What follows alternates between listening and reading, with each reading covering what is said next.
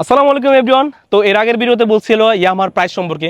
তো চলুন আজকে যেহেতু আমি অনেক কিলোমিটার রান করছি, ধরুন এটার কিছু ভালো দিক আর কিছু খারাপ দিক সম্পর্কে আপনাদের জানাই। হ্যাঁ, ফার্স্ট টাইম যদি আমি বলি, এর আগের ভিডিওতে আমি আপনাদের বলছিলাম যে এটা চাপাটা, এই চাপাটা আপনার শুরুতে কেনার পরপরই আপনার চেঞ্জ করতে হবে, সেখানে আপনার গুনতে হবে 1100 টাকা। সেই চাপা যদি চেঞ্জ না করেন তাহলে সামনের যে লাইটটা আর কি ওটা অলওয়েজ জ্বলে থাকবে, সেটার জন্য আপনার চাপা চেঞ্জ করতে হবে, 1100 টাকা খরচ করতে হবে। এটা আমার কাছে একদম ফার্স্ট অফ অল খারাপ দিক লাগছে। এখন সেকেন্ড যদি এটা বলি, এটা বলার কিছু নাই, এটা সবাই জানে হয়তো, এটা ইনস্ট্যান্ট রেডি পিকআপটা একটু কম আর কি, যেটা নাকি আমি মনোটন যখন চালাইছি তখন ওটা রেডি পিকআপটা খুবই ভালো ছিল। মিররটা আর কি, মিররটা আসলে দেখতে সুন্দর, মানে মনে হচ্ছে না কোয়ালিটি ফুল, বাট আমার কাছে মনে হচ্ছে না ব্যাকগ্রাউন্ডে আমি তেমন ভালো কিছু দেখতে পাচ্ছি না, এরকম আর কি মনে মনে ফিল হয় আর কি।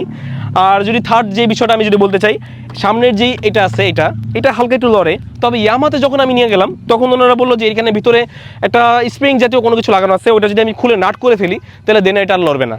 আর বিস্তারিত ভাই, আমি যেহেতু ভাই মাত্র 150 কিলোমিটার মতো রান করছি, আমি এখনো আহামরি কোনো মানে খারাপ দিকে আমি বলতেই পারবো না, এরকম একটা অবস্থা আর কি।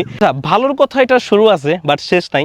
সর্বপ্রথম আমি যদি বলি এটার ব্রেকিং সিস্টেম, এটার এবিএস নাই, বাট এবিএস ছাড়াও এতটা সুন্দর ব্রেক করে, সেটা আমি আসলে মানে আমার জন্য মোর দেন এনাফ ভাই। আর আপনারা যারা নাকি ইউজ করেন তারা তো জানেনি। এখন বলি লোক সেকেন্ড হলো এটার মাইলেজ আমি চালাইছি যদি 150 কিলোমিটার, এর ভিতরে যদি আমি যদি বলি আমার কাছে এমন জানি মনে মনে ফিল হয় আমি 45 হাফ মাইলেজ পাই আর কি।